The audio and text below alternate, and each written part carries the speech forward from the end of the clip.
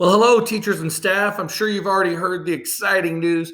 We have a new process for Chrome extensions, how to get them, how to install them, how to see what we've got. And so, Burke Egner here, just going to talk to you guys a little bit about where do you go to see all of the extensions that you can install, and maybe there's not an extension that you want, and you want to request it. So we'll talk about that too briefly.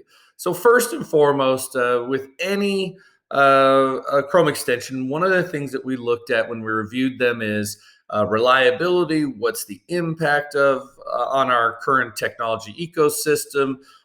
Does it work? Do we have something already built in that's going to support our users, or have a way that we can do it?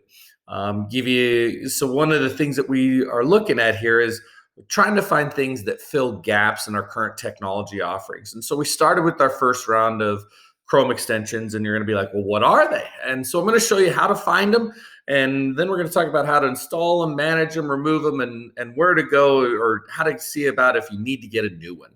So we go to our district webpage, and what we're going to do is go down, and all things for staff that we're going to find is on the For Staff page. So we go to the For Staff page, and right about midway, you're going to see Staff Tech Tools. And this is where you're going to see all of the stuff for staff technology and tools.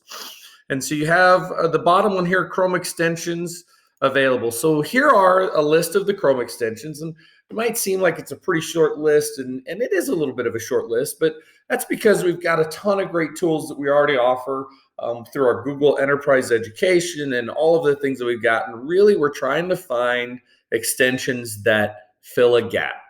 And so these are all extensions that have been whitelisted, which means they're approved for you to install on your own on your district-owned device.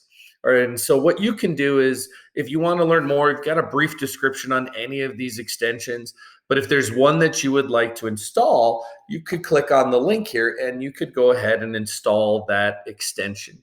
And so one of the things that we're going to talk about today is, what do these extensions do and how do they work?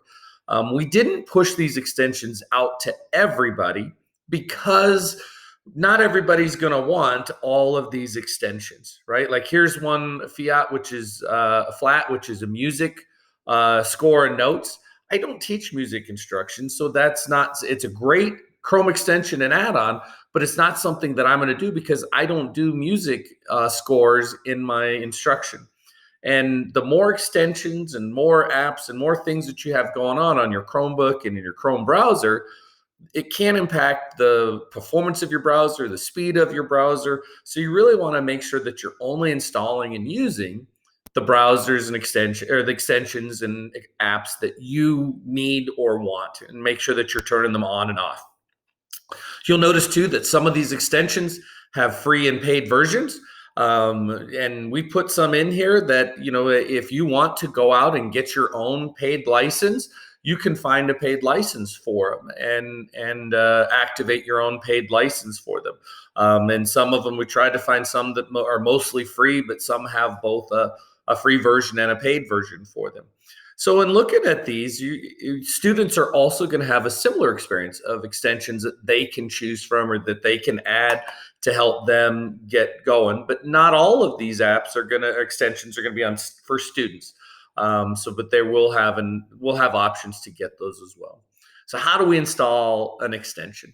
So let's say first I'm going to go and look at what are the things that I want to do. So maybe I'm looking through here and I need to get, I'm looking for the calculator, so Desmos calculator. So I'm going to go, it's a graphing calculator. So I'm going to click on this extension. And this is going to take me to the Chrome Web Store where I can see everything that I need to see about this. If I want to learn more about this extension, I can go and look at the website for the company. I can find all this stuff. But right here, you're going to see either add to Chrome, or if you've previously added it to your Chrome, it'll say already added, or you'll see a cloud with a download to re-download it. Maybe you installed it and you needed to reinstall it, but get it back in there. Going into our extensions, a lot of things that we looked at for the approval process. Does it fill a gap? Right. So this Desmos graphing calculator, for example, there really isn't an awesome graphing calculator built into our Google Chromebook, our Google suite of tools, the Google products. So this definitely fills a gap. for needing to have a graphing calculator. Does everybody need this graphing calculator? No. And that's why we don't push it out to everybody. Second graders might not need this intense graphing calculator. And so it's available, but not everybody's going to need to go get it. So we look at, before we whitelist an extension, we look at their privacy policy. Do they have policies in place that they're not collecting student information or student data, staff data? How does it handle your information? Because some of these extensions are going to require you to give permission to your data, your Google Drive, your Google Files, those kinds of things. How do they handle that information? How reliable is the extension? Does this extension, when Chrome WebOS updates, which is roughly every 2 to 3 weeks, or do some little updates, does it crash? And if it does crash, does it completely take out your browsing experience, or does it just stop working on its own? Or what is the impact if it does have it? We also look at user reviews. Is it a solid user experience? Does it have is it something that's good? And most importantly, does this tool, do we think as a district that this tool is going to enhance our technology tools and our technology offerings for both staff and students? And so there's a lot that goes into trying to get this, and that's kind of give you a piece of where we're at. So I want to add this to Chrome. So I'm going to click this add to Chrome, and that's going to go in and it's going to add this Desmo calculator. So it's going to put it right in here. And there it is. So now I have my graphing calculator. Now, some of these are extensions, some of them are apps, a little bit different in how they do. That's for another time. So now that I've got it added, I'm going to, with this Desmo's graphing calculator, this is actually an app. So if I click on this, this is going to give me and open up my graphing calculator so that I've got this, so I can use and go through and get everything that I need to do for my graphing calculator. Most of these you visit their website and get tutorials, you can get instruction on how to use those. There's lots of great stuff. So we've installed our extension. So now we need to look at, okay, maybe it's something that I don't want. How do I get rid of it? Okay, so a couple of ways that we can do that. The first way is if we go up in our toolbar here, you see this puzzle piece. This is going to be where a lot of your extensions are. And so this will give you a brief overview of some of your extensions that you've got that have access to everything. And from here, what you can do is you can also pin extensions into your browser. So we'll talk first about that. So like this, Classwork Zoom, as part of my Google training, I can pin that and it shows up as an icon in my browser bar. So you can have a certain number of extensions that are pinned to your browser bar so that you've got it. But what I can do is go down here to the bottom to manage extensions. And this is where I can see all of the extensions that I have and what I need to do with them. Now, you notice with some of these extensions that you've got. Now, mine, I'm testing stuff out. So I got a ton of extensions on and off. So don't look at mine and be like, oh my goodness, he's got a ton of stuff, because we're always looking at different things. But some of the things that you can see is you'll see something like this Mail To for Gmail, right? You'll notice that this is on and it's grayed out. Your browser is managed by our district. And so Tech Services has certain extensions that are automatically pushed out to you that you don't have any control over. And so you can't turn them off, you can't turn them on, you can't do anything with them. So you might not be able to remove some of our browsers. So here's our filtering, our network filtering process through iBoss. So obviously we don't want you turning off the network filter. So we've got this is turned on and tells you where you're at. But there's the ones that you install, you can take and remove if you want to. So if it was something that I wanted to remove or turn off or on, so I've got the Edpuzzle. So if I no longer want to use the Edpuzzle, or I don't want to use it right away, I can turn it off. See if maybe I still want to have it installed. I can turn it back on when I want to use it. Or if I decide, hey, I'm no longer going to use the Edpuzzle, I can hit this button here to remove it. And so then that is going to remove it and it's gone. And so now I no longer have the Edpuzzle if I don't need it or if I don't want to have it.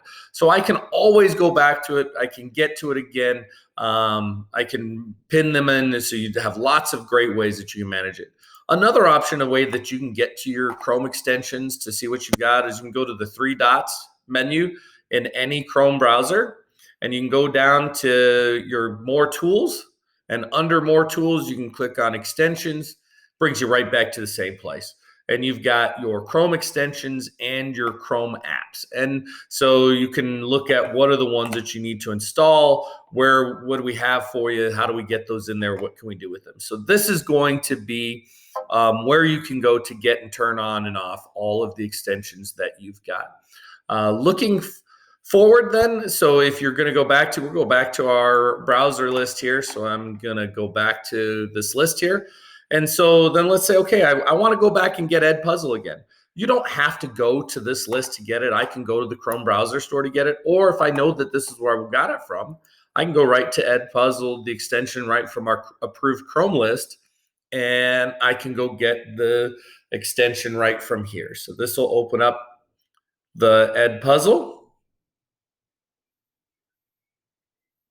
And I can again go back in and hit this add to Chrome, and this will add this Edpuzzle right back into my Chrome extension. So then I've got all of my stuff there.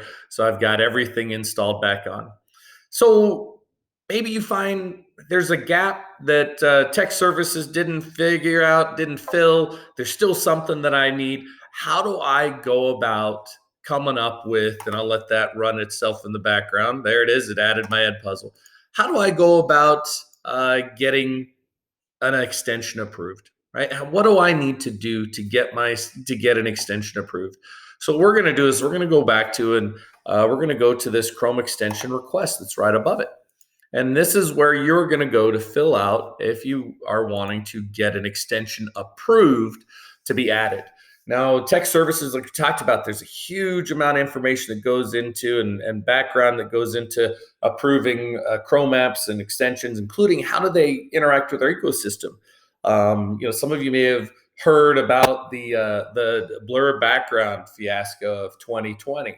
We pushed out, somebody had requested an extension get pushed out. We pushed it out, and it actually caused Google Meets to freeze. It kicked people out of meetings. It had all kinds of issues. And there was a STEM teacher at Southwest that thought it was going to be a great thing, and turned out that it really caused a lot of havoc. And so we want to make sure that we're testing those. And even when we test them, sometimes there's unintended consequences of them. So just because there's an extension or an app that's out there doesn't mean that it's a good or viable application or extension for our organization. So the blur background would have been a great tool, but unfortunately, it's just not stable enough. And we'll keep watching it to see if it ever gets corrected to where it doesn't require so much processing power that's freezing meets and kicking people out and dropping meetings. So lots of things. So the first thing you're going to do is you want to give us what's the name of the extension and a link to the extension so that we know exactly what it is. Because sometimes there's extensions that have similar names or very similar names. And we want to make sure that we're reviewing the extension that you want us to review. And then we're going to put in here, is it a free extension? Is it a paid extension, a one-time fee, like you just buy the extension once, or do you have to have an annual or yearly subscription, or a monthly subscription to it? Who's going to use this extension? And then you're going to talk about how does this extension, and this is just a brief, what is the gap that it's filling, right? How do we get this? Give me an example. If you were requesting like text to speech, Google already has built into our Chromebooks a pretty robust text to speech feature. And so we might not approve it because we've already got something that's existing in our ecosystem that you can use, and we can help direct you to it.